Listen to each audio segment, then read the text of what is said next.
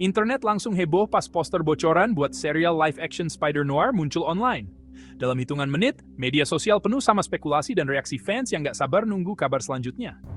Semua orang langsung pengen tahu siapa sebenarnya tokoh utama di balik serial ini. Gambarnya nunjukin pintu kaca buram. Gaya detektif swasta banget. Tapi nama di situ bukan Peter Parker. Itu B. Reilly. Nama ini langsung bikin penasaran. Karena selama ini Spider-Noir identik banget sama Peter Parker versi dunia gelap tahun 1930-an. Satu detail ini langsung bikin ekspektasi fans jungkir balik, nyulut teori liar dan debat panas di media sosial. Ada yang yakin B. Reilly itu alter ego baru. Ada juga yang mikir ini sinyal Marvel mau eksplorasi karakter lain dari semesta Spider-Man. Berbulan-bulan semua orang ngira Peter Parker yang bakal jadi bintang utama. Sekarang, semuanya jadi tanda tanya. Apakah B. Reilly bakal jadi di Spider-Noir baru? Atau ada twist besar yang belum kita tahu? Poster yang simple, nggak ada pahlawan, cuma nama, ternyata lebih nendang daripada trailer manapun. Kesederhanaannya justru bikin misteri makin dalam, bikin fans makin penasaran. Fans beda setiap detail, mikir kenapa kreatornya nyingkirin Peter Parker, dan apa artinya ini buat ceritanya. Ada yang mulai cari-cari petunjuk di komik lama, berharap nemu jawaban tersembunyi. Cuma dengan satu gambar, Spider-Noir jadi proyek Marvel yang paling banyak diomongin, bikin semua orang penasaran banget pengen tahu jawabannya. Sekarang, semua mata tertuju ke serial ini. Siapakah sebenarnya B. Reilly? Dan gimana kisah Spider-Noir bakal berubah total? Dunia Spider-Noir itu New York tahun 1930-an. Keras, gelap, dan dibentuk sama depresi besar. Ini bukan kota canggih yang kita kenal. Ini tempat fedora, jazz parit, dan abu-abu moral.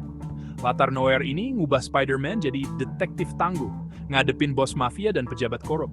Nggak adanya gadget modern berarti pahlawan kita ngandelin otak dan otot. Bikin kekuatannya kerasa mentah dan berbahaya. Latar belakang sejarah ini ngasih serialnya keunggulan unik. Nih, temu visual yang keren, dan masyad. Kejutan terbesarnya? Ben Reilly, bukan Peter Parker, yang jadi pemeran utama Spider-Noir. Di komik, Ben itu kloningan Peter, yang selalu nyari identitasnya sendiri. Pas banget buat cerita noir. Dengan milih Ben, serial ini bisa lepas dari beban Peter dan nyelam ke wilayah baru. Di semesta ini, Ben mungkin detektif swasta dengan masa lalu misterius, atau bahkan sesuatu yang lebih aneh. Perubahan kreatif ini ngebuka kemungkinan cerita baru, ngehormatin sejarah komik sambil ngajak penonton baru. Fans sekarang penasaran banget pengen tahu siapa Ben Reilly ini, dan kenapa ceritanya penting. Nicolas Cage, yang sebelumnya ngisi suara Spider-Man Noir di film animasi Into the Spider-Verse, sekarang bakal benar-benar menghidupkan karakter ini di serial live-action terbaru. Dengan kehadiran fisiknya, Cage membawa nuansa baru yang lebih nyata dan mendalam ke karakter Spider-Noir. Seorang pahlawan yang keras, penuh luka batin, dan sudah kenyang pengalaman pahit di dunia kriminal. Energi Cage yang kelihatan lelah dan penuh beban hidup, itu pas banget buat pahlawan yang udah lama berjuang di jalanan gelap New York menghadapi kejahatan tanpa henti. Serial ini bakal digarap sepenuhnya dalam format hitam putih, membawa penonton ke suasana klasik film noir yang legendaris. Gaya visualnya suram, gelap, dan penuh atmosfer misteri, benar-benar menghidupkan era 1930-an yang penuh intrik dan bahaya. Pilihan visual yang berani ini bikin Spider-Noir tampil beda dari serial superhero lain. Menonjolkan nuansa kelam dan unik yang jarang ditemui di genre ini. Setiap detail, dari pencahayaan dramatis sampai properti klasik, memperkuat suasana tegang dan penuh teka-teki.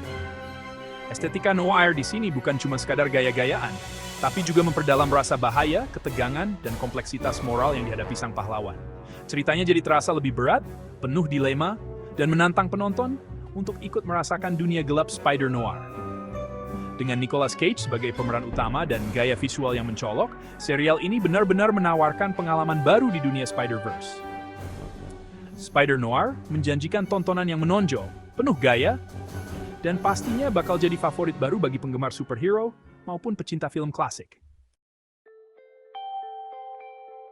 Reaksi fans soal kemunculan Ben Reilly benar-benar beragam, mulai dari yang kaget, bingung, sampai yang super excited.